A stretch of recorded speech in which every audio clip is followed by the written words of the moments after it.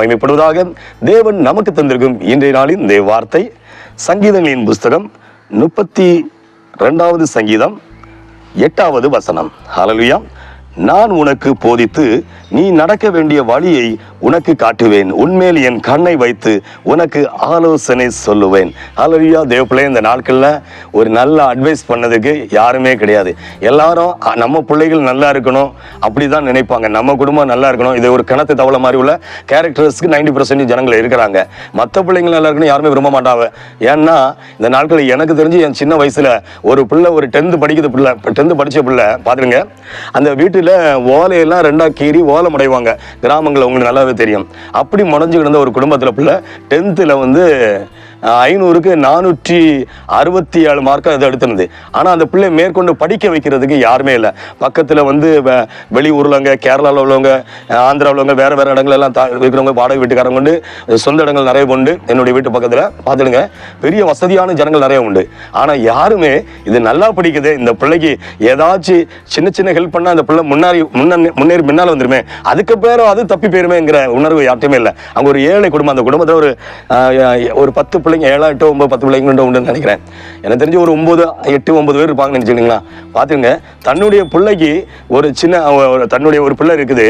அந்த பிள்ளை மார்க் ரொம்ப கம்மியாக இருந்தாலும் அந்த பிள்ளைக்காண்டி பிரயாசப்பட்டு எப்படியாச்சும் அதை மேன்மையான இடத்துல கொண்டு போகணுங்கிறது நல்லா எல்லா தாய் தகப்பனும். எனக்கு நானாக இருந்தாலும் நீங்களாக இருந்தால் அப்படி இருக்கு எண்ணங்கள் இருக்கு. அப்படி தானே. நம்ம ஒரு பிள்ளைக்கு ஒரு செருப்பு வேணும்னா உடனே கொடுத்துருவோம். ஆனால் பக்கத்தில் ஒரு பிள்ளைக்கு ஒரு கிழிஞ்ச செருப்பு, கிழிஞ்ச பேக்கிங் போட்டு ஸ்கூலில் பல கிலோமீட்டர் நடந்து போனால் நம்ம பார்க்க மாட்டோம். ஏன்னா நம்ம உழைக்கிற சம்பாத்தியம் நமக்கு தானே. பக்கத்து வீட்டில் நம்ம கவனிக்கணும். அவங்க சபிக்கப்பட்டவங்க, ஏழைகள், சபிக்கப்பட்டவங்க.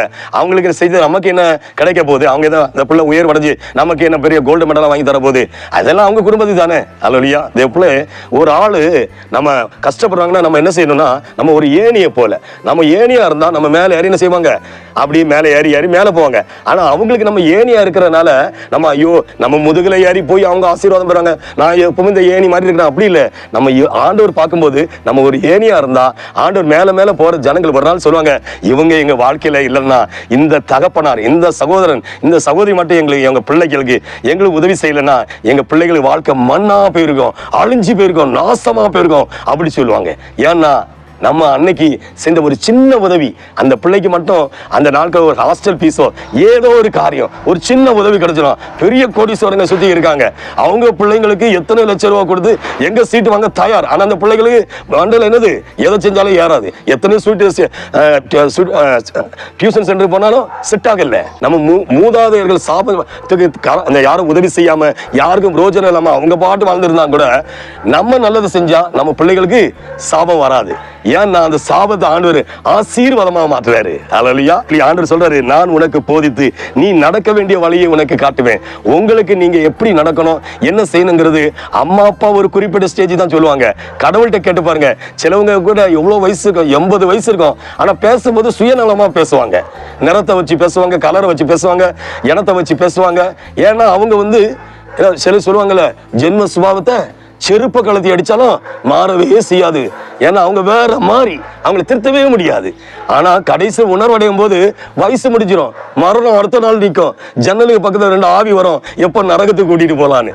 ஏன்னா வைகுண்ட பரலோகத்துக்கு போனோம்னா என்ன செய்யணும், இந்த பூமியில நல்ல ஆலோசனைக்கு கடவுளை தேடணும். நம்ம இதுதானோ அதுதானோ, இது குறிப்பிட்ட ஸ்டேஜ்ல முடிஞ்சிடணும். நம்ம சாகிறதுக்கு முந்தின நாள் வர நம்ம ஆராய்ச்சி பண்ணிட்டே இருந்தோம்னா முடிவு வராது. ஹல்லேலூயா.